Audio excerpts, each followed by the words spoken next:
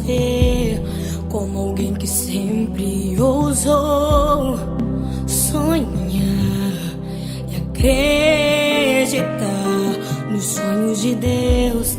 Quero me lembrar dos verões, quero me lembrar das canções e das lições que me ensinou. Se eu pudesse, voltaria atrás e te beijaria muito mais. Mãe, ouviria mais os seus conselhos. Sinto tanta falta do teu cheiro, de acariciar os seus cabelos, mas aprove a Deus te colher.